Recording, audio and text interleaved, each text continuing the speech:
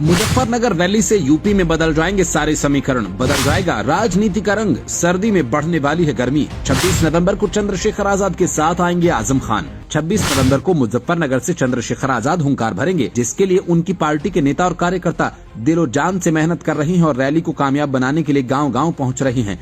लेकिन इन सब के बीच एक चर्चा ने अखिलेश यादव से लेकर सीएम योगी तक के कान खड़े कर दिए। यूपी की हर बैठक पर यही चर्चा हो रही है कि क्या आजम खान चंद्रशेखर आजाद के साथ जाएंगे और आजाद समाज पार्टी ज्वाइन करेंगे।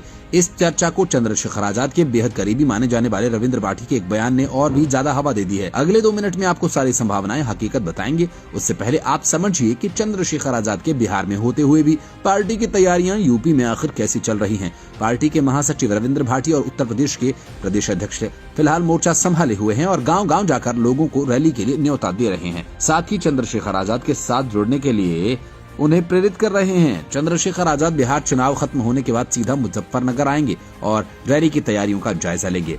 उसके बाद शुरू होगा पार्टी का असली काम। उसी समय तय होगा कि आजाद समाज पार्टी में कौन कौन और किस तरीके से शामिल होने वाला है। लेकिन आजम खान के नाम की चर्चा काफी पहले से इसलिए होने लगी क्योंकि रविंद्र भाटी ने एक सवाल के जवाब में कह दिया कि यूपी के बहुत बड़े बड़े नेता 26 नवंबर को आजाद समाज पार्टी में शामिल होंगे और उनमें से कई नाम चौंकाने वाले होंगे और आप खुद कहेंगे कि अरे ये भी आ गए। इस बयान के बाद से यूपी की राजनीति में बवाल हो गया। अखिलेश यादव अपने नेताओं को फोन लगाने लगे और आजम खान की रिपोर्ट लेने लगे। सीएम योगी भी परेशान हो गए कि अगर ऐसा हो गया तो मामला गड़बड़ हो जाएगा। वैसे आजम खान और चंद्रशेखर आजाद कितने नजदीकी हैं ये किसी से छिपा नहीं है। जब चंद्रशेखर आजाद पर हमला होता है तो आजम खान पूरे परिवार के साथ उनके घर पहुंच जाते हैं। जब आजम खान पर बुरा वक्त आता है तो चंद्रशेखर आजाद उनके करीब नजर आते हैं। पिछले कुछ दिनों से आजम खान और समाजवादी पार्टी के मुखिया अखिलेश यादव की नाराजगी भी जग जाहिर है। उसी को दूर करने के लिए अखिलेश यादव रामपुर तक चल कर आए, लेकिन तब भी आजम खान ने साफ कह दिया कि मैं केवल आपसे मिलूंगा, आप अकेले ही आए। तो अखिलेश यादव रामपुर के सांसद को दूसरे शहर में छोड़कर आजम खान से अकेले मिलने पहुंच गए। लेकिन लगता है गिले शिकवे दूर हुए नहीं।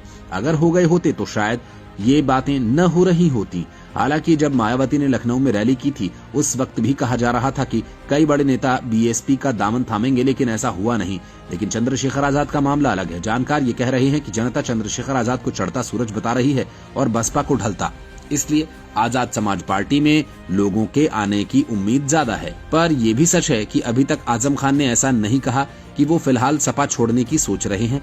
लेकिन राजनीति में इतना साफ कुछ नहीं होता, ये भी सब जानते हैं। ये भी सत्य है कि बिना आग के धुआं उठता नहीं। मतलब आजम खान का आगमन आजाद समाज पार्टी में हो सकता है और इसकी प्रबल संभावनाएं भी हैं। लेकिन हकीकत 26 नवंबर को ही सामने आएगी।